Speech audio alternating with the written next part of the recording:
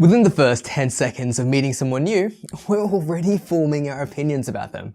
Now these impressions, they're completely subconscious, but bam, 10 seconds in and most people have already decided if they're gonna give you the job, hire your business, or go out on that date. So if you don't take charge of your first impressions, you're leaving a ton of opportunity on the table.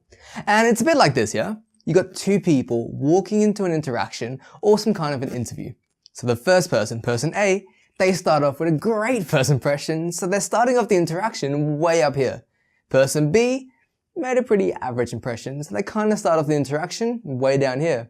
Well, what that means is that even if person A does kind of an average job during the conversation, because they started up so high, they might kind of drop to about halfway. But the second person, they might have killed it during the conversation, but because they started off with such a weak, such a bad first impression, they end up working their way up to about halfway as well. And what happens is that both of these people end up in the exact same spot, even though person A did a pretty shitty job during the actual conversation. But just because they killed their first impression, it's kind of like they start off with a head start. And now this is something that we all do automatically without even realizing it. And now that's because back thousands of years ago, you had a matter of seconds to decide if someone was a friend, an ally, or a threat. And if you don't make that decision fast enough, you can get attacked or worse. So we developed this habit of making first impressions kind of as a way to protect ourselves. So since you can't stop people from making that impression, why not use that to your advantage by making sure that the impression they have of you is amazing every single time? And so with that, the two things you want to communicate is that they can trust you and that they should like you. And these are best done non-verbally because at the most cases, people will make an impression of you before you ever have a chance to speak. So speaking non-verbally, I'm talking about body language here. And the easiest way to think about body language is to split it right down the middle. So on one side, you've got positive body language. And on the other side, you've got negative body language. And these are also known as open and as closed body language, yeah? So what you want to do is that when you first meet someone, it's to maintain open and positive body language. And the easiest way to think of this is think of your physical vulnerabilities, yeah?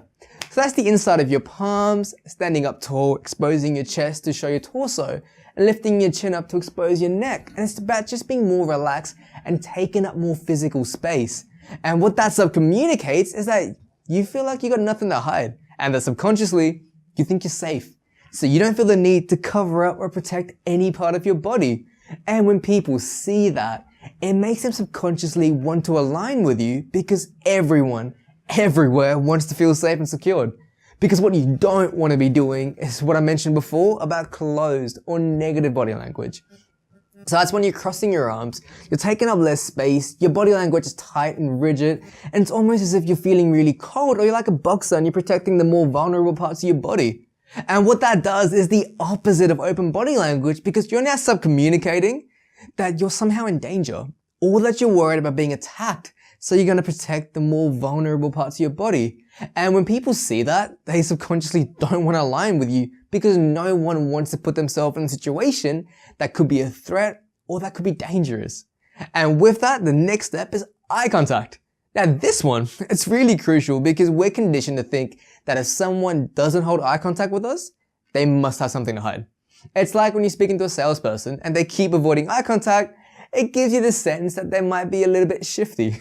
Now look, I'm not saying you gotta stare them down, but when you first meet someone, look them straight in the eye because subconsciously, we trust people who make eye contact with us.